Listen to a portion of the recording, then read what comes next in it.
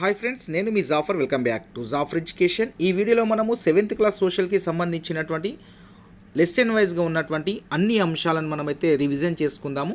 ఈ revision classes చెప్పడానికి ముఖ్యమైన ఉద్దేశం ఏంటంటే మిత్రమా, మీరు ఖాళీ సమయంలో కావచ్చు, ఏదైనా వర్క్ చేస్తున్న సమయంలో కావచ్చు, జర్నీలో ఉన్నప్పుడు కావచ్చు, అలాంటి సమయాల్లో మీకు వినడానికి చాలా వింటే రివిజన్ అవుతుంది, యూస్ఫుల్గా కూడా ఉంటుంది. సో నేను చెప్పింది మీకు గుర్తుండే అవకాశం ఉండొచ్చు, కాబట్టి దాన్ని దృష్టిలో పెట్టుకొని ఈ రివిజన్ క్లాసెస్ అనేటివి మీకు అందించడం అనేది జరుగుతుంది. తప్పకుండా మీకు టెట్ అండ్ డిఎస్సికి 100% యూస్ఫుల్గా ఉంటుంది మిత్రమా.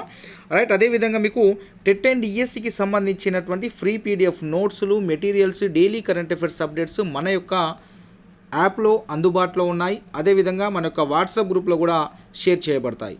మీకు కావాలి అనుకుంటే కామెంట్ సెక్షన్లో మన యొక్క యాప్ లింక్ ఉంటుంది, అదేవిధంగా మన యొక్క వాట్సాప్ గ్రూప్ లింక్ కూడా ఉంటుంది. సో యాప్ని డౌన్లోడ్ చేసుకోండి, అదేవిధంగా మన యొక్క వాట్సాప్ గ్రూప్లో కూడా జాయిన్ అవ్వండి. సో రెండిట్లో కూడా జాయిన్ అయ్యే ప్రయత్నం చేయండి. వాట్సాప్ గ్రూప్లో జాయిన్ అవ్వండి, అదేవిధంగా మన యొక్క జాఫర్ ఎడ్యుకేషన్ యాప్లో కూడా తప్పకుండా డౌన్లోడ్ చేసుకుని రిజిస్టర్ అయి ఉండండి. దాంట్లో కూడా అన్ని రకాల పీడిఎఫ్ నోట్స్లు మీకు అందుబాటులో ఉంటాయి.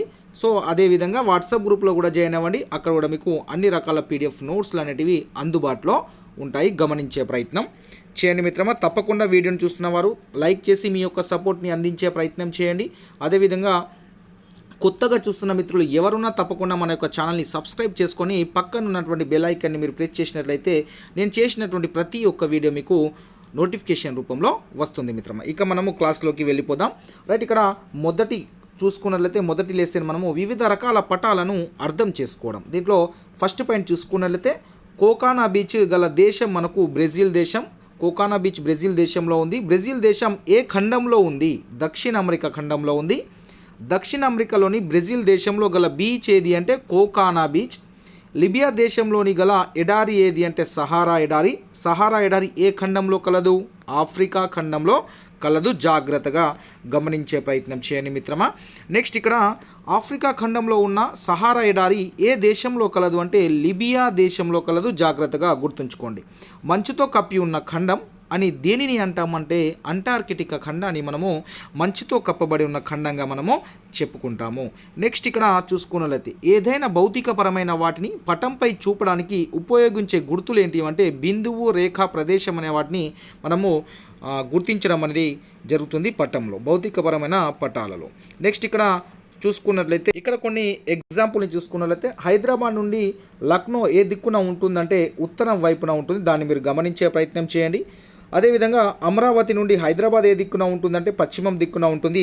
దాన్ని గుర్తుంచుకునే ప్రయత్నం అయితే చేయండి మిత్రమా. నెక్స్ట్ ఇక్కడ చూసుకున్నట్లయితే వివిధ రకాల భూస్వరూపాలంటే పీఠభూములు, మైదానాలు, పర్వతాలు మొదలైన వాటిని తెలిపే వాటిని మనము పటాలు అని అంటాము. భూమి మీద ఎత్తును ఎలా కొలుస్తామంటే సముద్ర మట్టం నుండి కొలవడం అనేది జరుగుతుంది. జాగ్రత్తగా గుర్తుంచుకునే ప్రయత్నం చేయండి మిత్రమా. నెక్స్ట్ ఇక్కడ చూసుకున్నట్లయితే మనము ప్రపంచంలోని అన్ని ప్రాంతాల్లో సముద్ర మట్టం అనేది దాదాపుగా సమానంగా ఉంటుంది. జాగ్రత్తగా గుర్తుంచుకోండి. నెక్స్ట్ పాయింట్ ఇక్కడ చూసుకున్నట్లయితే మనము ప్రపంచంలోని సముద్రాలని ఒకదానితో ఒకటి కలిసి ఉంటాయన్నమాట, దాన్ని మీరు గుర్తుంచుకోండి. నెక్స్ట్ ఇక్కడ నింపూరు గ్రామం సముద్ర మట్టానికి ఎన్ని మీటర్ల ఎత్తులో కలదంటే 50 మీటర్ల ఎత్తులో కలదు. జాగ్రత్తగా గమనించండి. నింపూరు గ్రామం యొక్క గుడి సముద్ర మట్టానికి ఎన్ని మీటర్ల ఎత్తులో ఉంది అంటే 100 మీటర్ల ఎత్తులో ఉంది. జాగ్రత్తగా గమనించే ప్రయత్నం చేయండి. నెక్స్ట్ ఇక్కడ చూసుకున్నట్లయితే తెలంగాణ భౌతిక పటాన్ని పరిశీలిస్తే గోదావరి నది ఈ దిక్కుగా ప్రవహిస్తున్నట్టు కనిపిస్తుందంటే గోదావరి నది అనేది తూర్పు వాలు దిక్కుగా ప్రవహిస్తున్నట్టు మనకు కనిపిస్తుంది పరిశీలిస్తే. జాగ్రత్తగా గమనించండి. సమానమైన ఎత్తుగల ప్రాంతాలను కలుపుతూ గీసే రేఖలను మనం ఏమంటామంటే కాంటూరు రేఖలు లేదా సమతల రేఖలు అని అంటాము. చూడండి జాగ్రత్తగా, ఇవి మన చాలా ఇంపార్టెంట్ అంశాలు. ఇవన్నీ మనకు ప్రీవియస్ స్టేట్లో కూడా క్వశ్చన్స్ ఈ యొక్క అంశాల నుండి రావడం జరిగింది.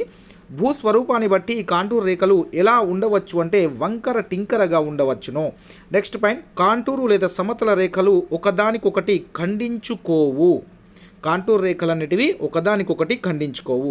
రెండు కాంటూర్ రేఖల మధ్య దూరం ఎంత అనేది అది ఆ యొక్క భూమి యొక్క స్వరూపంపై ఆధారపడి ఉంటుంది. రెండు కాంటూర్ రేఖల మధ్య దూరం దేనిపై ఆధారపడి ఉంటుందంటే ఆ భూమి యొక్క స్వరూపంపై ఆధారపడి ఉంటుంది. నెక్స్ట్ ఇక్కడ చూసుకున్నట్లయితే మిత్రమా భూమి వాలు ఎత్తుగా ఉంటే కాంటూర్ రేఖలు అనేటివి ఒకదానికొకటి దగ్గరగా ఉంటాయి. భూమి వాలు తీవ్రంగా లేకుండా తక్కువ వాలు ఉంటాయి. భూమి వాలు తక్కువ వాలు ఉన్నట్లయితే కాంటూర్ రేఖలు అనేటివి దూరంగా ఉంటాయి. అంటే భూమి వాలు ఎత్తుగా ఉంటే దగ్గరగా ఉంటాయి కాంటూర్ రేఖలు, భూమి వాలు తక్కువగా ఉంటే కాంటూర్ రేఖలు దూరంగా ఉంటాయి. జాగ్రత్తగా గుర్తుంచుకోండి. నెక్స్ట్ పాయింట్ ఇక్కడ చూసుకున్నట్లయితే మనం చూడండి, ఇక్కడ సముద్ర మట్టంను ఆంగ్లంలో ఏమంటాం? ఎంఎస్ఎల్ అంటే మీన్ సీ లెవెల్ అని అంటాము. జాగ్రత్తగా గమనించండి. ఇక్కడ నెక్స్ట్ పాయింట్ చూసుకున్నట్లయితే సముద్ర ఉపరితలం పైన నిరంతరం కనిపించేవి ఏంటంటే పెద్ద చిన్న అలలు అనేటివి కనిపిస్తాయి మనకు. సముద్రపు నీటి మట్టం ఎంత ఎత్తు నుండి తీసుకోవాలంటే 0 మీటర్ల ఎత్తు నుంచి తీసుకోవాల్సి అయితే ఉంటుంది. జాగ్రత్తగా గమనించండి. సముద్రం నీటి మట్టం ఎంత ఎత్తు నుండి తీసుకోవాలంటే 0 మీటర్ల ఎత్తు నుంచి తీసుకోవాలి. జాగ్రత్తగా చూడండి మిత్రమా. శాస్త్రవేత్తలు చాలా సంవత్సరాల పాటు సముద్రపు సగటు అలల ఎత్తులను పరిశీలించి లెక్కించి నిర్ధారించినదే సగటు సముద్ర మట్టం ఎంఎస్ఎల్ అని అంటాము. మీన్ సీ లెవెల్గా మనం గుర్తించాల్సి ఉంటుంది. గమనించండి. నెక్స్ట్ లెసన్ మనము 2వ లెసన్ చూసుకున్నట్లయితే వర్షము, నదులు. దీంట్లో వేసవికాలం చాలా ఎక్కువగా ఉండే నెలలు మనకు ఏప్రిల్, మే, జూన్. అదేవిధంగా భూమిపైన ప్రాణికోటి జీవించడానికి మూలాధారం కూడా మనకు నీరే. నీరు ఆవిరై గాలిలో కలిసిపోవడాన్ని మనము బాష్పీభవనము లేదా ఆవిరవడం అంటాము. నీటిని వేడి చేయకపోయినా ఆవిరవుతుంది. ఎలా ఆవిరవుతుంది అంటే బాష్పీభవనం ఎక్కడి నుండి జరుగుతుంది అంటే శరీరం నుండి జరుగుతుంది, చెట్ల నుండి జరుగుతుంది, నేల నుండి కూడా బాష్పీభవనం అనేది జరుగుతుంది. ఉష్ణోగ్రత పెరిగిన కొద్దీ నీరు అనేది ఆవిరైపోతుంది. బాష్పీభవనం ఏ కాలంలో ఎక్కువగా ఉంటుంది? వేసవి కాలంలో బాష్పీభవనం అనేది ఎక్కువగా ఉంటుంది. నెక్స్ట్ ఇక్కడ చూసుకున్నట్లయితే మిత్రమా, వేడి గాలికి నీరు ఎక్కువగా ఆవిరై ఆకాశంలోకి పైకి చేరినప్పుడు నీరు అనేది చల్లబడుతుంది. భూమి ఉపరితలం నుంచి పైకి వెళ్ళే కొలది ఎలా ఉంటుందంటే చల్లగా ఉంటుంది. నీటి ఆవిరి శరీరం, చెట్లు, మొక్కల నుండి, నదుల నుండి, సరస్సుల నుండి చల్లబడుతూ చిన్న చిన్న నీటి బిందువులుగా మారిన చిన్న నీటి బిందువులు చుట్టూ ఉన్న సూక్ష్మమైన దుమ్ముతో లేదా పొగతో కలిసి నిదానంగా వాటి పరిమాణం పెరుగుతుంది. ఇలా చిన్న నీటి బిందువులు ఒక్కొక్కటి కలిసి మేఘాలుగా ఏర్పడతాయి. మేఘాలు పైకి పోయే కొద్దీ మరింత చల్లబడటం వల్ల ఏర్పడతాయి? ఎక్కువ నీటి బిందువులు అనేటివి ఏర్పడతాయి. నెక్స్ట్ పాయింట్ ఇక్కడ చూసుకున్నట్లయితే మేఘాలు ఉన్న చిన్న చిన్న బిందువులు ఒకదానికొకటి కలిసి పెద్ద బిందువులుగా ఏర్పడతాయి. ఇవి బరువెక్కడంతో గాలిలో ఉండలేక వర్షం రూపంలో కిందకు వస్తాయి. నీరు ఆవిరిగా మారడాన్ని మనము బాష్పీభవనం అని అంటాము. జాగ్రత్తగా గమనించే ప్రయత్నం చేయండి. నెక్స్ట్ పాయింట్ ఇక్కడ గాలిలో పై భాగాన వేలాడుతున్న చిన్న నీటి బిందువుల యొక్క సమూహాన్ని ఏమంటామంటే మేఘాలు అంటాము. మేఘాలు చల్లబడినప్పుడు ఏమవుతుందంటే వర్షం కురుస్తుంది. శరీరం నుండి, చెట్ల నుండి, నేల నుండి, సముద్రాల నుండి నీరు ఆవిరై ఆకాశంలో మేఘాలుగా తయారై వాటికి చల్లని గాలి తగలగానే వర్షాన్ని ఇస్తాయనేది మీరు గమనించే ప్రయత్నం చేయండి. మనకు ఇక్కడ నుంచి మనకు 7th క్లాస్ సోషల్లో ఇలా మనకు టేబుల్ వేసి ఇంపార్టెంట్ అంశాలని మీకు తెలుసా అని ఉంటాయి. సో అక్కడ నుండి గత టెట్లో అండ్ డిఎస్సిలో క్వశ్చన్ రావడం జరిగింది. సో ఇక్కడ నుండి వచ్చింది, దానికి గమనించే ప్రయత్నం చేయండి. గాలిలో తేమ వివిధ రూపాలలో భూమి మీద పడడాన్ని మనము ఏమంటాము అంటే అవపాతము అంటాము. అవపాతం యొక్క రూపాలేవి అంటే మంచు, వర్షము, పొగమంచు, తుషారము, వడగండ్లు. వాతావరణంలో అదృశ్యంగా ఉన్న నీటి ఆవిరిని ఏమంటాము? ఆర్ద్రత లేదా తేమ. ఈ ప్రశ్న రావడం అనేది జరిగింది గత టెట్లో. టెట్ 2024లో డిఎస్సిలో కూడా రావడం జరిగింది. గమనించే ప్రయత్నం చేయండి. నెక్స్ట్ ఇక్కడ చూసుకున్నట్లయితే ఉష్ణోగ్రతతో పాటు ఆర్ద్రత కూడా పెరిగితే ఏమవుతుందంటే అసౌకర్యంగా ఉంటుంది, మరియు చెమట వస్తుంది, దానివల్ల ఉక్కపోస్తుంది, జిగటగా ఉంటుంది ఉష్ణోగ్రతతో పాటు ఆర్ద్రత పెరిగితే. నెక్స్ట్ భూమి ఉపరితలం మీద అన్ని ప్రాంతాలలో నీరు ఆవిరిగా మారి ఏర్పడేటివేంటి? మేఘాలు. మహాసముద్రాల ఉపరితలాలలో నీరు అత్యధికంగా ఆవిరై ఏర్పడేటివి ఏంటి అంటే మేఘాలుగా ఏర్పడతాయి. నెక్స్ట్ ఇక్కడ చూసుకున్నట్లయితే వర్షాలు అత్యధికంగా ఎక్కడ కురుస్తున్నాయి? సముద్రంలో. మేఘాలు కూడా కొన్ని వేల కిలోమీటర్లు ప్రయాణిస్తాయి. వర్షాకాలంలో గాలి ఏ దిశ నుండి వీస్తుంది? అరేబియా దిశ నుండి, అరేబియా సముద్రం నుంచి బంగాళాఖాతం మీదుగా వీస్తుంది. గుర్తుంచుకోండి, వర్షాకాలంలో గాలి ఏ దిశ నుండి వీస్తుంది అంటే అరేబియా సముద్రం నుంచి బంగాళాఖాతం మీదుగా. అరేబియా సముద్రం నుంచి బంగాళాఖాతం మీదుగా వీచే ఋతుపవనాలే నైరుతి ఋతుపవనాలు. జాగ్రత్తగా గుర్తుంచుకోండి.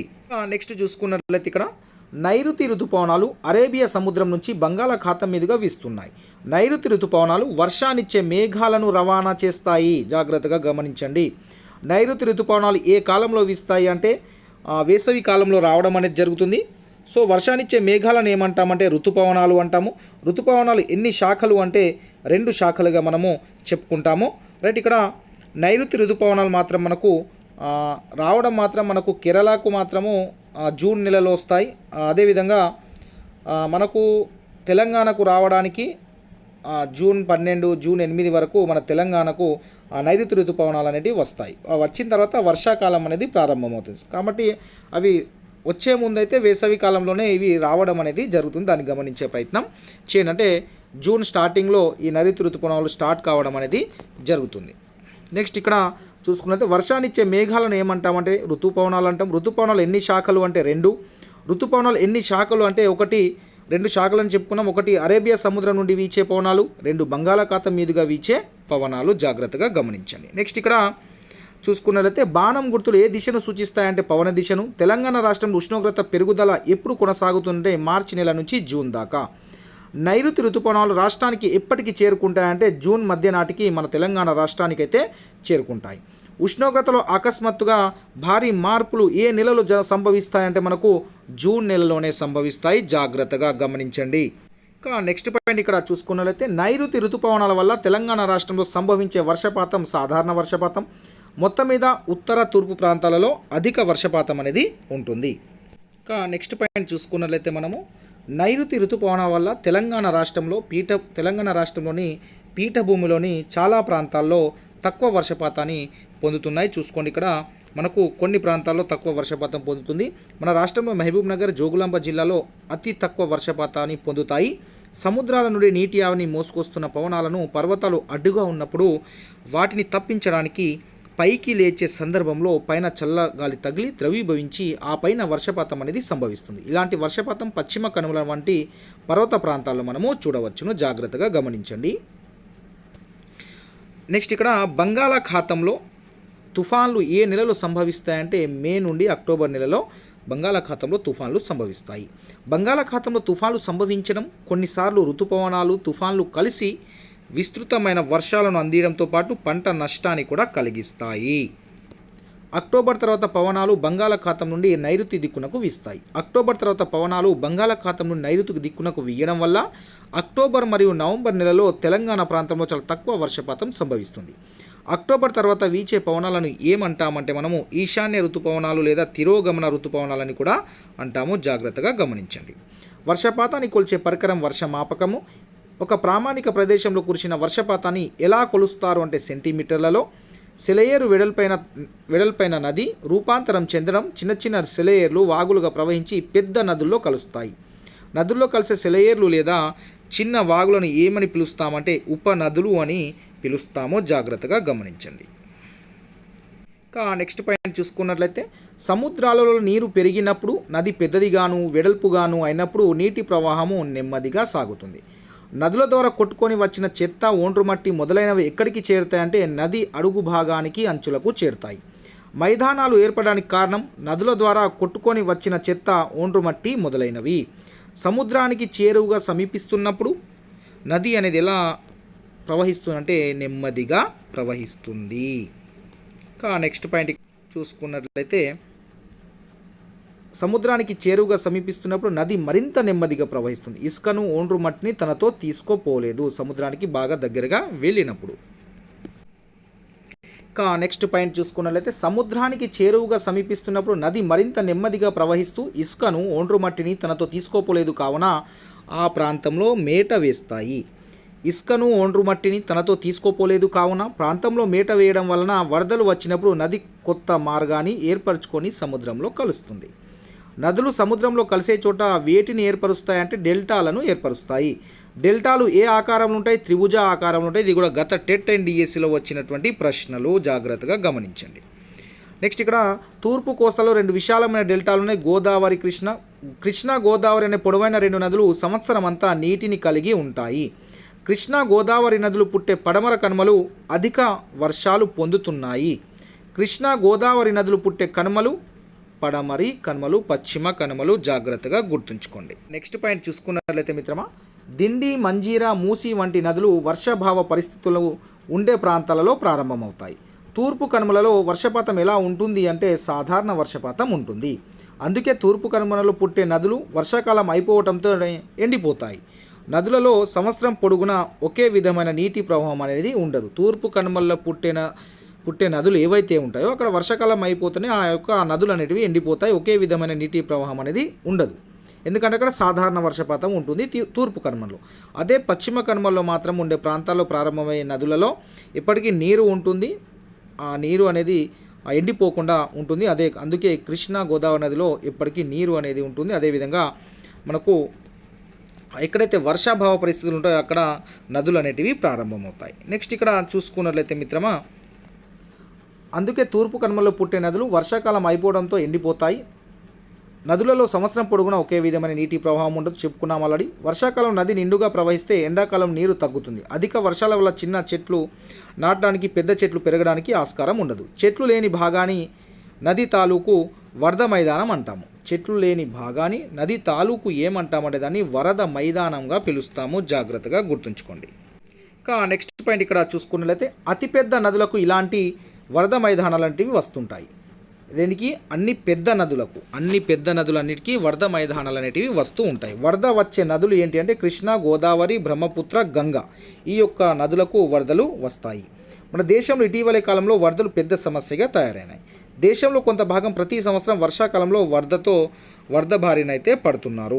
వరదలను ఏ విధంగా తగ్గించవచ్చు అంటే చెట్ల వల్ల. అకస్మాత్తుగా వచ్చే వరదలను తగ్గించవచ్చును. వర్షపు నీటి వల్ల సంభవించే నేల కోతను మనము తగ్గించవచ్చు చెట్లు నాటడం వల్ల.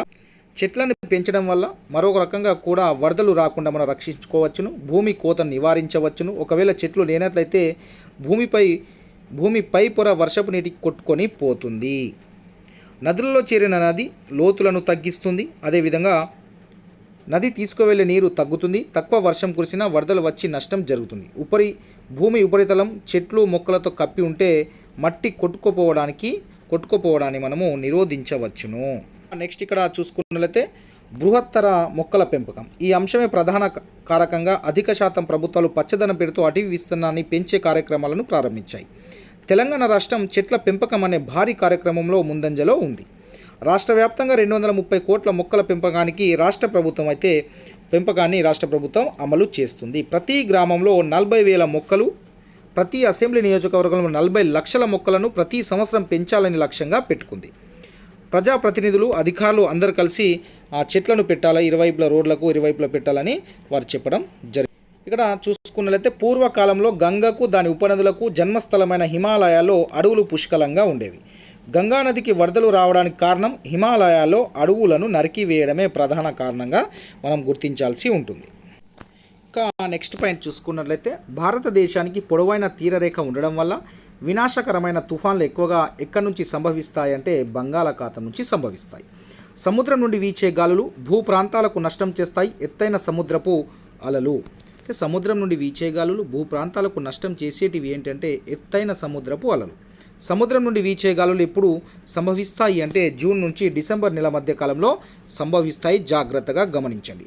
తూర్పు కోస్తాలో భయంకరమైన తుఫాను వచ్చిన సంవత్సరము 1977 నవంబరు. జాగ్రత్తగా గుర్తుంచుకోండి. తూర్పు కోస్తాలో భయంకరమైన తుఫాను ఒకటి వచ్చింది. అది 6 మీటర్ల ఎత్తులో ఉంది. అదేవిధంగా ఇక్కడ చూసుకున్నట్లయితే మన కోస్తా ప్రాంతంలో ఎప్పటికీ అక్కడ వరదలు వస్తూ ఉంటాయి. గోదావరి నది పరివాహక ప్రాంతాలు కాబట్టి దాన్ని గమనించే ప్రయత్నం చేయండి.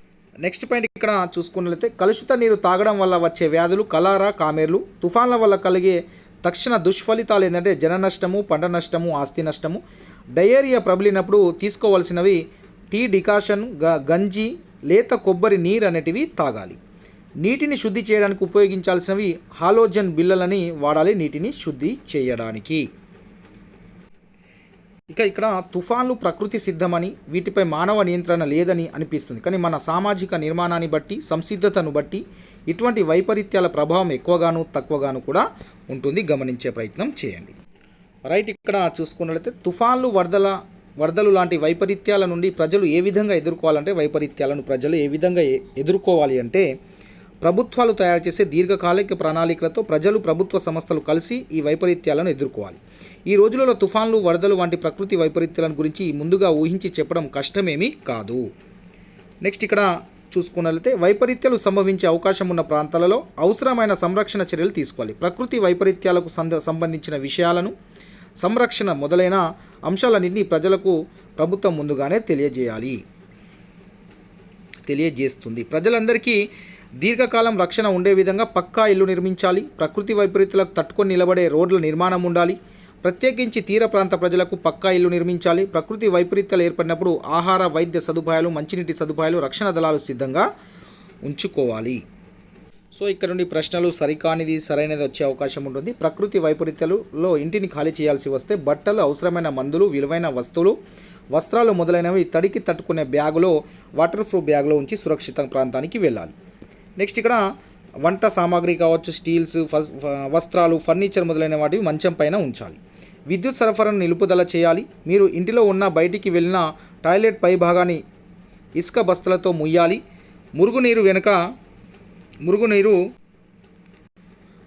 వెనుకకు రాకుండా డ్రైనేజీ రంధ్రాలను మూసివేయాలి. ఇంటికి తాళం వేయాలి. సురక్షిత ప్రదేశానికి వెళ్ళే మార్గాన్ని కనుక్కోవాలి. లోతు, వేగం తెలియని ప్రవాహాల్లోకి దిగకూడదు. నెక్స్ట్ పాయింట్ ఇక్కడ వరద సమయంలో మనం మరిగించిన నీటిని మాత్రమే తాగాలి, అంటే వేడి చేసి చల్లార్చిన నీటిని తాగాలి. రెండవది ఆహార పదార్థాలపైన మూతలు ఉంచాలి. భోజనము మితంగా చేయాలి, అంటే తక్కువగా తినాలి. డయేరియా ప్రబలినప్పుడు టీ డికాషన్, గంజి, అదేవిధంగా లేత కొబ్బరి నీరు మొదలైనవి తీసుకోవడము మంచిది. ఇది డయేరియా వ్యాధి వచ్చినప్పుడు. దాన్నే మనం టీ డికాషన్ రా టీ అని కూడా అంటాం. పిల్లలను ఖాళీ కడుపుతో ఉండనివ్వకూడదు. వ్యాధులు వ్యాప్తి చెందకుండా మనము చుట్టుపక్కల బ్లీచింగ్ పౌడర్ మరియు సున్నంను చల్లాలి. చూడండి ఇక్కడ అడుగుతారు, చుట్టుపక్కల వరదల సమయంలో వ్యాధులు వ్యాప్తి చెందకుండా చుట్టుపక్కల ఏమేమి చల్లాలంటే బ్లీచింగ్ పౌడర్తో పాటు సున్నం కూడా గుర్తుంచుకోండి. ఎందుకంటే మనకు బ్లీచింగ్ పౌడర్ తెలిసిన అంశము, సున్నం అనేది తెలియని అంశం కాబట్టి గుర్తుంచుకునే ప్రయత్నం చేయాలి. వరద నీటిలోకి వెళ్ళకూడదు. ఒకవేళ వెళ్ళదలిస్తే లోతు ఎంత ఉందో కర్రతో అంచనా వేసి వెళ్ళాలి. నెక్స్ట్ ఇక్కడ చూసుకున్నట్లయితే వరద నీటిలో తడిచిన ఆహార పదార్థాలను తీసుకోకూడదు. గ్రామీణ ప్రాంతాల్లో నీటిని మరిగించి తాగాలి. సో వరద ప్రాంతాలలో ఉన్నటువంటి వరదలు అప్పుడు మనము ఖచ్చితంగా నీటిని మరిగించి తాగాలి, లేదా హాలోజన్ బిళ్ళలు వేసిన నీటిని శుద్ధి చేసి తాగాలి. ఇంకా ఇక్కడ నెక్స్ట్ లెసన్ చూసుకున్నట్లయితే మూడవది చెరువులు, భూగర్భ జలాలు. ఈ లెసన్లో చూసుకున్నట్లయితే వేల సంవత్సరాల నుండి భూమి మీద ప్రవహించే నీటిని నిల్వ చేయడానికి చెరువులను తవ్వించారు మన పూర్వీకులు. ఏ యుగం చెరువులను నిర్మించి నిల్వ చేసిన నీటిని వ్యవసాయానికి ఉపయోగించారనే ఆధారాలు ఉన్నాయంటే బృహత్ శిల యుగం నాటి చెరువులు మనకు ఆధారంగా చెప్పుకుంటాము. ఏ యుగం నాటి చెరువులు మనకు ఆధారాలుగా ఉన్నాయంటే వ్యవసాయానికి ఉపయోగించేవారని ఆధారాలుగా ఉన్నాయంటే బృహత్ శిలా యుగం నాటి చెరువులు మనకు ఆధారంగా ఉన్నాయి. నెక్స్ట్ ఇక్కడ చూసుకున్నట్లయితే తెలంగాణలో వేలాది చెరువులను నిర్మించిన వారు కాకతీయులు. చెరువులను ఎలా నిర్మిస్తారంటే సాధారణంగా వాలుగా ప్రవహిస్తున్న వాగులకు అడ్డంగా రాళ్ళు, మట్టితో గోడ కట్టి గట్టిగా కట్టిన గోడకు ఒకవైపున నీరు నిల్వ ఉండి ఇవి ఏర్పడతాయి, అంటే చెరువులు, కుంటలు అనేటివి ఏర్పడతాయి. జాగ్రత్తగా గమనించండి. నెక్స్ట్ పాయింట్ ఇక్కడ చెరువులను ఎవరు నిర్మించేవారు? రాజులు కానీ, సైన్యాధ్యక్షులు కానీ, నాయకులు కానీ, ప్రజలు కానీ. గ్రామ ప్రజలు నిత్యం చెరువులను గురించి ఎక్కడ ఏ సందర్భంలో స్మరిస్తూ ఉంటారంటే కథల ద్వారా కానీ, దేవాలయాల వద్ద కానీ, పండగల సందర్భంలో కానీ వాటిని గుర్తు చేసుకుంటూ ఉంటారు. నెక్స్ట్ ఇక్కడ గ్రామంలో చెరువులను కాపాడుకునే బాధ్యత కూడా గ్రామస్తులదే. చెరువులోని నీరు సక్రమ వినియోగించడానికి గ్రామస్తులు ప్రత్యేకంగా ఎవరిని నియమించుకోవాలంటే నీరు కట్టే మనిషిని నియమించుకుని అతన్ని నీరటి అని అంటాం. నీరు కట్టే మనిషి కొన్ని ప్రాంతాలలో ఏమని పిలుస్తారంటే నీరటి అని కూడా పిలుస్తాము. ఇక్కడ నెక్స్ట్ పాయింట్ చూసుకున్నట్లయితే చెరువులు ప్రజల నీటి అవసరాలను తీర్చడం, పశువుల దాహాన్ని తీర్చడమే కాక తీవ్రమైన కరువు పరిస్థితులలో కూడా ఏదో ఒక పంటను కొంతమేరకు పండించుకోవడానికి సహాయపడతాయి చెరువులు. నెక్స్ట్ పాయింట్ చూసుకున్నట్లయితే ప్రతి సంవత్సరం చెరువులోని పూడిక మట్టిని ఎలా ఉపయోగిస్తారంటే పంట పొలాలకు ఎరువుగా, భూమిని సారవంతమైనదిగా చేయడానికి ఉపయోగించేది చెరువు మట్టి. గ్రామస్తులందరి ఉమ్మడి ఆస్తి కూడా చెరువు. కనుమరుగవుతున్న చెరువుల కారణం ఇండ్ల నిర్మాణము, వ్యవసాయానికి ఉపయోగించడము. నెక్స్ట్ పాయింట్ గత ఎన్ని సంవత్సరాల నుండి చెరువుల నిర్లక్ష్యం చేయడం వల్ల అవి ఎక్కడికక్కడే తెగిపోతున్నాయంటే 20 నుంచి 30 సంవత్సరాల గతంలో 20 నుంచి 30 సంవత్సరాల్లో పూడిక తీయకపోవడం వల్ల, నిర్లక్ష్యం చేయడం వల్ల అవి ఎక్కడికక్కడ తెగిపోతున్నాయి. నెక్స్ట్ మనకు గత ప్రభుత్వంలో మిషన్ కాకతీయ మన ఊరు మన చెరువు అనే స్కీమ్ ఉండే ఒకటి. సో తెలంగాణ నూతన రాష్ట్రంగా ఆవిర్భవించిన అనంతరం రాష్ట్ర ప్రభుత్వం రాష్ట్రంలోని చిన్న నీటిపారుదల చెరువుల అభివృద్ధి కోసము ప్రారంభించిన కార్యక్రమం పేరే మిషన్ కాకతీయ మన ఊరు మన చెరువు, జాగ్రత్తగా గుర్తుంచుకోండి.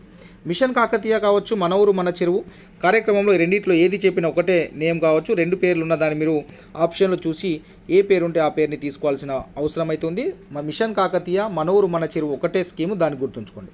భాగంగా రాష్ట్రంలో ఎన్ని చెరువుల్లో పూడిక తీయడం జరిగిందంటే దాదాపుగా 47,000 చెరువులలో పూడిక తీయడం జరిగింది. చెరువుల వల్ల ఉపయోగం మనకు త్రాగునీరు మరియు సాగునీరు అందివ్వడమే కాకుండా ఎంతోమంది మత్స్యకారులకు జీవనాధారంగా కూడా ఉపయోగపడతాయి.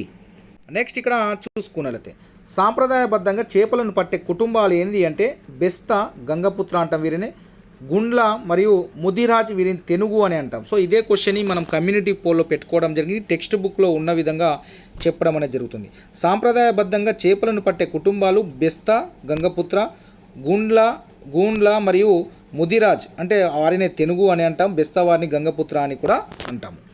ప్రజలు తమ జీవనాధారానికై ఈ చెరువులు మరియు నదులపైన ఆధారపడే జీవిస్తారు. బెస్త అంటే గంగపుత్ర, గూండ్ల మరియు ముదిరాజ్ వీరిని తెనుగు అని కూడా అంటారు. వీరు ఈ యొక్క నదులపైన, ఈ చెరువులపైన ఆధారపడి జీవిస్తారు. సూర్యాపేట జిల్లాలో ఒక గ్రామం పేరే బేతవోలు గ్రామం. ఈ బేతవోలు గ్రామంలో సూర్యాపేటకు దగ్గరలో ఉన్న కోదాడకు ఎన్ని కిలోమీటర్ల దూరంలో ఉంది అంటే బేతవోలు గ్రామము 16 కిలోమీటర్ల దూరంలో ఉంది. గ్రామ పెద్దల కథనం ప్రకారం కాకతీయుల సామంత రాజైన ఎవరి పేరు మీదుగా ఈ గ్రామానికి బేతవోలు అని పేరు వచ్చిందంటే బేతాళ రెడ్డి అనే అప్పటి కాకతీయ సామంత రాజు అయినటువంటి బేతాళ రెడ్డి పేరు మీదుగా ఈ ఊరికి బేతవోలు అనే గ్రామం, బేతవోలు అనే ఊరికి పేరు రావడం జరిగింది. బేతాళ రెడ్డి భార్య పేరే విరలాదేవి. బేతాళ రెడ్డి భార్య పేరేంది? విరలాదేవి, జాగ్రత్తగా గుర్తుంచుకోండి. నెక్స్ట్ ఇక్కడ బేతాళ రెడ్డి ఎవరి మీదుగా ఈ గ్రామంలో ఒక పెద్ద చెరువును తవ్వించాడని తన భార్య పేరు మీదుగా తవ్వించాడు. రైట్, అతని భార్య పేరేంది? విరలాదేవి, సరళాదేవి అని అంటాం. సో గ్రామస్తులు విరలాదేవి చెరువును ఏమని పిలుస్తారంటే ఈర్లా చెరువు అని కూడా పిలుస్తారు. విరలాదేవి చెరువును 3,000 ఎకరాల వరకు అందిస్తుంది. రైట్, ఈమె భార్య బేతాళ రెడ్డి భార్య అయినట్టు విరలాదేవి. సో ఆమెకు ఆ చెరువుని ఏమని పిలుస్తారంటే గ్రామస్తులు ఇప్పుడు ఈర్లాదేవి చెరువు అని కూడా పిలుస్తారు. దాదాపుగా 3,000 ఎకరాల వరకు నీటిని అందిస్తుంది మన యొక్క ఈ చెరువు. రైట్, ఇక్కడ నేడు మాత్రం 1,900 ఎకరాలకు మాత్రమే సాగునీరు అందిస్తుంది, అంటే మొత్తము పూడిక తీయకపోవడంతో. వీరలాదేవి చెరువు కట్ట మీద ఉన్న దేవతల గుడులు ఏంటంటే కట్ట మైసమ్మ అండ్ గంగమ్మ అనే దేవుళ్ళు కూడా ఈ చెరువు కట్టకు ఉండడం అనేది జరిగింది. నెక్స్ట్ ఇక్కడ బేతవోలు గ్రామంలో బెస్త అంటే వీరిని గంగపుత్ర అంటాం, మరి ముదిరాజ్ వీరిని తెనుగు అని చెప్తాం. ఈ కుటుంబాలు నివాసం ఉంటున్నాయి. దాదాపుగా బేతవోలు గ్రామంలో 600 కుటుంబాలు నివాసం ఉంటున్నాయి, గంగపుత్ర అండ్ ముదిరాజ్ వాళ్ళు. నెక్స్ట్ ఇక్కడ చూసుకున్నట్లయితే బేతవోలు గ్రామంలో మనకు ముదిరాజ్ తెగల వారు, అదేవిధంగా తెనుగు తెగలకు చెందిన కుటుంబాలు మాత్రము చేపలను పెట్టే వీటిను మాత్రమే జీవనాధారంగా చేసుకున్నాయి. ఇవి బెస్త, గంగపుత్ర మరియు ముదిరాజ్ తెగలకు చెందినటువంటి వీటిని తెనుగు అని అంటాము. సో వీరు చేపలే జీవనాధారంగా చేసుకున్నారు. కేవలం 60 నుంచి 70 కుటుంబాలు మాత్రమే వీరు ఉంటారు. అయితే సాధారణంగా చేపలు ఏ నెలలో పడతారంటే మార్చి, ఏప్రిల్ నెలలో వీరు చేపలను పట్టడం అనేది జరుగుతుంది. ఇక్కడ చూసుకున్నట్లయితే కృత్రిమ చేపల్లో మనకు ముఖ్యమైనవి మెరిగే, రవ్వు, బొచ్చె అంటే వీటిని కట్ల అంటాం, మరియు బంగారు తీగ అనే చేపలు కృత్రిమ చేపల్లో ముఖ్యమైనవి. ఇక నేడు మార్కెట్లో విరివిగా లభిస్తున్నవి మెరిగే, రవ్వు, బొచ్చె అంటాం, దాన్ని కట్ల అంటాం, మరియు బంగారు తీగ. ప్రతి చేప ఒక ప్రత్యేకమైన రుచిని కలిగి ఉంటాయి. ఇవి మనకు మార్కెట్లో ప్రత్యేకంగా దొరికేటువంటి కృత్రిమ చేపలు. నెక్స్ట్ ఇక్కడ చూసుకున్నట్లయితే మనకు నిషేధించిన చేప ఏదంటే క్యాట్ ఫిష్ చేపను నిషేధించడం జరిగింది. గత టెట్ అండ్ డిఎస్సిలో రావడం జరిగింది ఈ యొక్క ప్రశ్న. చెరువులోని చేపల పరిమాణాన్ని బట్టి వలలు అనేటివి ఉపయోగిస్తారు. చిన్న పరిషకు అంటే సన్నపు వల అంటే ఎన్ని కన్నులు ఉంటాయి? చిన్న పరిషకు ఎన్ని కన్నులు ఉంటాయంటే 30 కన్నులు ఉంటాయి, జాగ్రత్తగా గుర్తుంచుకోండి. పెద్ద పరిష అంటే దొడ్డు వల, దీనికి ఎన్ని కన్నులు ఉంటాయి? 60 కన్నులు ఉంటాయి, జాగ్రత్తగా గుర్తుంచుకోండి. పెద్ద పరిష లేదా సన్నపు వలకు ఎన్ని కన్నులు ఉంటాయంటే 30 ఉంటాయి. పెద్ద పరిష లేదా దొడ్డు వలకు ఎన్ని ఉంటాయంటే 60 కన్నులు ఉంటాయి, జాగ్రత్తగా గుర్తుంచుకోండి. నెక్స్ట్ ఇక్కడ చూసుకున్నట్లయితే ఈ చిన్న పెద్ద పరిషలను సన్నపు వల, దొడ్డు వలలని కూడా అంటాము. ఈ ఆల్రెడీ మనం చెప్పుకున్న కొన్ని ప్రాంతాల్లో పిలుస్తారు. వలలకు ఉండేవి ఇనుము లేదా సీసంతో చేసిన పూసలు ఉంటాయి. సన్నపు వల బరువు తక్కువగా ఉంటుంది. సన్న వలతో చిన్న చిన్న చేపలు, రొయ్యలు పడతారు. 100 గ్రాముల నుండి 5 కిలోల వరకు బరువున్న చేపలను పట్టడానికి ఖచ్చితంగా మనకు దొడ్డు వల అనేది వాడతారు, జాగ్రత్తగా గుర్తుంచు. కింది వనలో సరైనది. 100 గ్రాముల నుంచి 5 కిలోల వరకు బరువు ఉన్న చేపలను ఏ వల వాడతారు? సన్నని వలన, దొడ్డు వలన అని అంటారు. కాబట్టి దొడ్డు వల అనేది గుర్తుంచుకునే ప్రయత్నం చేయండి. నెక్స్ట్ పాయింట్ ఇక్కడ చూసుకున్నట్లయితే మనకు దొడ్డు వల బరువు ఎక్కువ ఉంటుంది. సన్నపు వల, దొడ్డు వలల తయారీకి వాడే దారం ఏదంటే నూలు దారము వాడతారు. సో వేరువేరుగా ఉంటుంది, దాన్ని మీరు గుర్తించే ప్రయత్నం చేయండి. నెక్స్ట్ పాయింట్ ఇక్కడ చూసుకున్నట్లయితే చేపలు పట్టేవారు చేపలు పట్టడానికి ఎన్ని రకాల పద్ధతులను వాడతారంటే 2 రకాల పద్ధతులు వాడతారు. ఒకటి నీళ్లు తక్కువగా ఉన్నప్పుడు ఒక రకము, నీటి లోతు ఎక్కువగా ఉన్నప్పుడు మరొక రకం. చెరువులో నీళ్లు తక్కువగా ఉన్నప్పుడు ఏది వాడతారంటే విసిరే వలను వాడతారు. ఇదొక రకం. కచ్చు వల అంటే చాలా తేలికగా ఉండి చాలా దూరం వరకు నిలకడగా ఉండే నీటిలో తెప్పలపై వెళ్ళి పరిచి వస్తారు వీళ్ళు. ఇది కచ్చు వల. ఒకటేమో విసిరే వల ఉంటుంది, నీళ్ళు తక్కువగా ఉన్నప్పుడు, చాలా ఎక్కువ నీరు ఉన్నప్పుడు కచ్చు వలని వాడతారు నిలకడగా ఉన్న నీటిలో. నెక్స్ట్ ఇక్కడ చూసుకున్నట్లయితే లోతైన ప్రాంతాలలో చేతి వలను విసిరి పట్టుకోలేని సందర్భాల్లో ఎక్కువగా వీటిని ఉపయోగిస్తారంటే కచ్చు వలను వాడతారు. అంటే లోతైన ప్రాంతాలలో ఏమో కచ్చు వల వాడతారు, తక్కువ లోతు ఉన్నటువంటి ప్రాంతాలలో విసిరే వలను వాడతారు. జాగ్రత్తగా గమనించండి. చేపలు పట్టడానికి ఎప్పుడు ప్రారంభిస్తారు? ఉదయాన్నే ప్రారంభిస్తారు. థర్మాకోల్తో తయారు చేసిన తెప్పలపై నీటిలో ప్రయాణిస్తూ బాగా లోతుగా ఉన్న ప్రాంతానికి వెళ్ళి ఏ వలను వేసి చేపలు పడతారంటే కచ్చు వల, బెండ్లు ఉండే వలను అని కూడా రైట్ ఆన్సర్ అవుతుంది. లైక్ కచ్చు వల అనేది గుర్తుంచుకొని లోతైన ప్రాంతాల్లో చేపలు పడడానికి ఉపయోగించే వల కచ్చు వల. రైట్, ఇక్కడ మీరు రోజుకు 2 సార్లు చేపల వేటకు వెళ్తారు. తెల్లవారుజామున ఎన్ని గంటల వరకు చేపలు పట్టి మార్కెట్లకు తీసుకొస్తారంటే వీరు 4 నుంచి 8 గంటల 4 గంటలకు వెళ్ళి 8 గంటల వరకు వచ్చి మార్కెట్లో తీసుకొస్తారు. మధ్యాహ్నం ఎప్పటి వరకు చేపలు పట్టి మార్కెట్కు తీసుకొని వెళ్తారని 1 గంట నుంచి 4 గంటల వరకు పట్టి వారు మార్కెట్కి తీసుకెళ్తారు. బేతవోలు పరపతి సంఘంలో సభ్యుల సంఖ్య 339 మంది అయితే ఉన్నారు. జాగ్రత్తగా గుర్తు. ఇక్కడ నెక్స్ట్ పాయింట్ చూసుకున్నట్లయితే బేతవోలు పరపతి సంఘం చెరువులను ఉపయోగించుకున్నందుకు మత్స్యశాఖ వారికి ఎన్ని రూపాయల డబ్బు చెల్లించడం జరుగుతుందంటే 2,35,000 రూపాయలు ప్రతి సంవత్సరం కట్టడం అనేది జరుగుతుంది మత్స్యశాఖకి. బేతవులు గ్రామంలో చేపల ధరలకు వ్యాపారస్తుడే నిర్ణయిస్తాడు. బేతవులు గ్రామంలో చేపల ధరను వ్యాపారస్తుడు నిర్ణయించిన అసలు ధరలో 10 నుంచి 20% మాత్రమే ఉంటుంది. గమనించే ప్రయత్నం చేయండి. నెక్స్ట్ మనము రెండో భాగం భూగర్భ జలం. ఆల్రెడీ చెరువుల గురించి చెప్పుకున్నాం, ఇప్పుడు భూగర్భ జలం. వాన నీరు వాగులు, వంకలలోకి, నదులలోకి ప్రవహించటమే కాకుండా మట్టిలోకి కూడా క్రమేణా ఇంకిపోతుంది. ఈ విధంగా ఇంకిపోయిన నీరు భూమిలోని ఇసుక రాళ్ళు, రాతి పొరల మధ్యకు చేరుతుంది. ఈ నీటిని మనం భూగర్భ జలాలు అని అంటాం. ఈ భూగర్భ జలాల నుండి ఇంకిన నీటిని వేటి ద్వారా వెలికి తీస్తున్నామంటే గొట్టపు బావుల ద్వారా వెలికి తీస్తున్నాము. ఇంకా నెక్స్ట్ పాయింట్ ఇక్కడ చూసుకున్నట్లయితే పగుళ్ళు, సన్నని రంధ్రాలు ఉండి నీటితో కూడి ఉన్న రాతి పొరను ఏమంటామంటే మనం మృదువైన రాతి పొర అని అంటాము. గమనించండి. తెలంగాణలోని ఖమ్మం జిల్లాలో ఇసుక రాతి పొరలు ఉన్నాయి. ఈ రాతి పొరలు రంధ్రాలు లేక గట్టిగా ఉంటాయి. వీటిలోకి నీరు చేరదు. మన యొక్క రాతి పొరల్లోకి నీరు అనేది చేరదు. భూగర్భ జలాలు అటువంటి రాయిపై భాగాన నిలిచి ఉంటాయి, లోపలికి వెళ్ళనీయదు. రైట్, ఇక్కడ చూసుకున్నట్లయితే మనకు రాయి అడుగున నీరు చేరదు కాబట్టి వీటిని నీరు చేరని గట్టి రాతి పొర అని అంటాము. భూమిలోని రాతి పొరల మధ్య చేరిన నీటి పొరను ఏమంటాము అంటే జలస్తరము అంటాము. జాగ్రత్తగా గుర్తుంచుకోండి. భూమిలోని రాతి పొరల మధ్య చేరిన నీటి పొరను ఏమని పిలుస్తాము అంటే జలస్తరం అని పిలుస్తాము. జాగ్రత్తగా గమనించి నెక్స్ట్ పాయింట్ ఇక్కడ చూసుకున్నట్లయితే భూమిలోని రాతి పొరల మధ్య చేరిన నీటి పొర మందము ఆ ప్రాంతంలో లభించే భూగర్భ జలాల లభ్యతను నిర్ధారిస్తుంది. వానలు కురిసిన తర్వాత కొత్త బావిని తవ్వితే చాలా తక్కువ మీటర్ల లోతులోనే నీరు అనేది పడే వీలుంటుంది. దీనినే మనం భూగర్భ జల మట్టము లేదా వాటర్ టేబుల్ అని కూడా అంటాము. జాగ్రత్తగా గమనించండి. నెక్స్ట్ పాయింట్ ఇక్కడ చూసుకున్నట్లయితే భూగర్భ జలాల మట్టలు స్థిరంగా ఉండవు. వానాకాలంలో పైకి ఉండి వర్షాలు లేని ఎండాకాలంలో అడుగుకుపోతాయి. వానాకాలంలో ఏమో పైకి వస్తాయి. తెలంగాణలోని భూమి లోపల పొరల్లో ఎక్కువ భాగం గట్టిగా నీరు పీల్చని గ్రానైట్ పొరలతో ఉంటుంది. గ్రానైట్ పొరలలో పై భాగంలో అంటే సుమారు 20 మీటర్ల పగుళ్ళు ఉండి అక్కడ నీరు చేరి అనేది ఉంటుంది. జాగ్రత్తగా గుర్తుంచుకోండి. నెక్స్ట్ పాయింట్ ఇక్కడ చూసుకున్నట్లయితే చాలా రాతి పొరలు 50 నుంచి 100 మీటర్ల వరకు పగుళ్ళు ఉంటాయి. ఈ పగుళ్ళలో కూడా నీరు చేరి ఉంటుంది. సాధారణంగా మనం తవ్వే బావులు పై పొరలోని నీటిని పొందడానికి మాత్రమే ఉపయోగపడతాయి. యంత్రాల సహాయంతో తవ్వే గొట్టపు బావులు చాలా లోతైన పగుళ్ళ వరకు పోయి అక్కడ చేరిన నీటిని గొట్టాల సహాయంతో వెలికి తీయడానికి సహాయపడతాయి. నెక్స్ట్ ఇక్కడ తెలంగాణలోని చాలా మండలాల్లో రాతి పొరలు ఎక్కువగా గ్రానైట్ పొరలు కావు.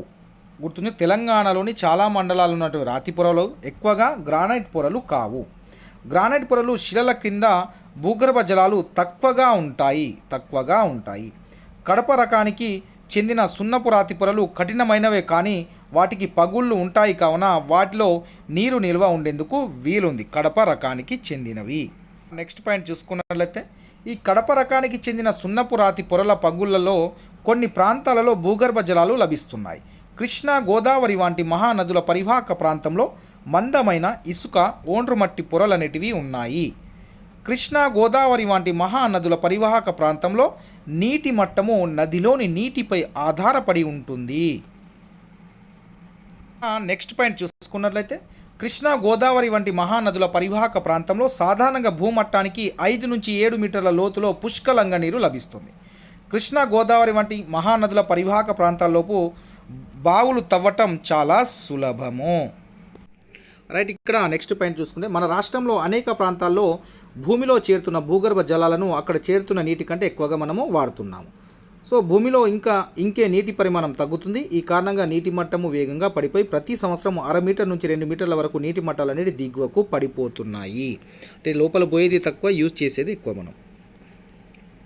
నెక్స్ట్ ఇక్కడ భూగర్భ జలాలు పెరగడానికి దోహదపడే నదులు, బావులు, కుంటలు లాంటివి నీరు సరాసరిగా వాగులు, వంకల ద్వారా ప్రవహించి నదులలో కలుస్తుంది.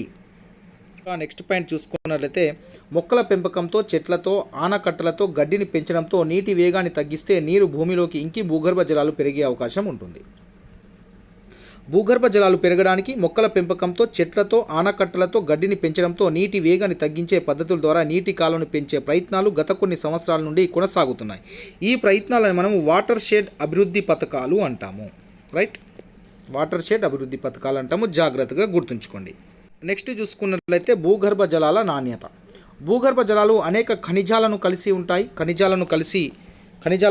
ఉంటాయి. భూగర్భ జలాలు నీరు ఒక్కొక్కప్పుడు ఉప్పుగా లేదా తీయగా ఉంటుంది. భూగర్భ జలాలు నీరు ఒక్కొక్కప్పుడు ఉప్పుగా లేదా తీయగా ఉండడానికి కారణం ఏంటంటే భూగర్భ జలాలు కలిసి ఉన్న ఖనిజాలే కారణం. దాన్ని గమనించే ప్రయత్నం చేయండి.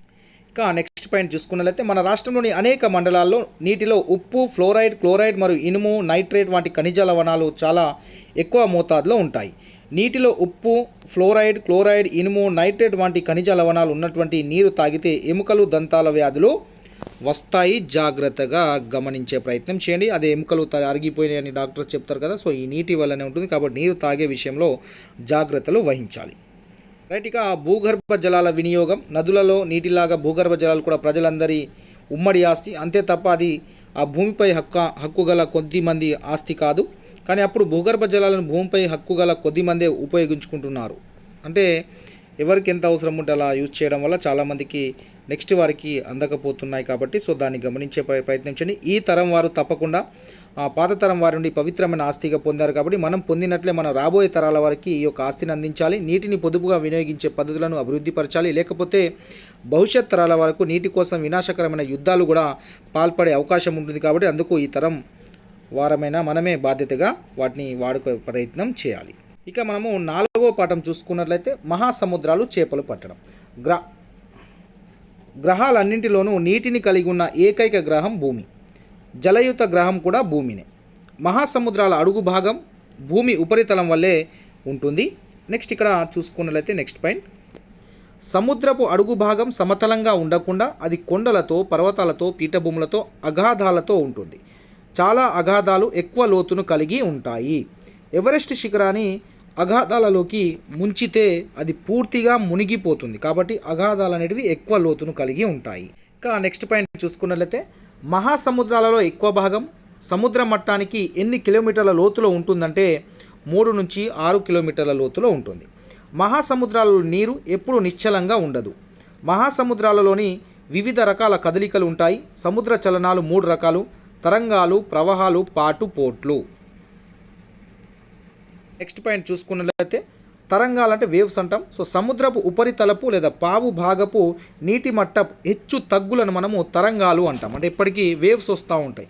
సో ఆ వేవ్స్ని మనము సముద్ర ఉపరితలపు యొక్క పావు భాగపు అంటే పైన నీటి మట్టము హెచ్చు తగ్గులని మనము వేవ్స్ అంటాము. వాటిని తరంగాలు అని అంటాము. జాగ్రత్తగా గుర్తుంచుకోండి. ఇంకా నెక్స్ట్ పాయింట్ చూసుకున్నట్లయితే ఇక్కడ తరంగాలు ఎలా ఏర్పడతాయి అంటే సముద్రపు ఉపరితలం పైన వీచే సున్నితమైన గాలుల వల్ల ఏర్పడతాయి. సముద్రపు ఉపరితలం పైన వీచే గాలులు ఎంత వేగంగా వీస్తే తరంగాలు అంత పెద్దవిగా ఉంటాయి. ప్రవాహాలు. సముద్ర అలా ఒక ప్రాంతం నుంచి మరొక ప్రాంతానికి పెద్ద ప్రవాహాలుగా ప్రవహిస్తూ ఉంటుంది. ప్రవాహాలు ఒక నిర్దిష్ట దిక్కునకు నిరంతరముగా సముద్రపు ఉపరితలం పైన ప్రవహిస్తూ ఉంటాయి. ఈ ప్రవాహాలని మనము సముద్రపు ప్రవాహాలు అని అంటాము. నెక్స్ట్ ఇక్కడ చూసుకున్నట్లయితే సముద్ర ప్రవాహాలు మళ్ళీ 2 రకాలు ఉంటాయి. ఉష్ణ ప్రవాహాలు, శీతల ప్రవాహాలు.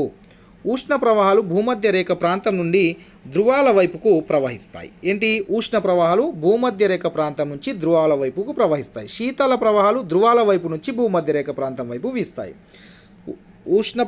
ఉష్ణ ప్రవాహాలేమో భూమధ్య రేఖ నుంచి ధృవాల వైపుకు, శీతల ప్రవాహాలు ధృవాల వైపు నుంచి భూమధ్య రేఖ వైపు. ఈజీగా గుర్తుంటుంది.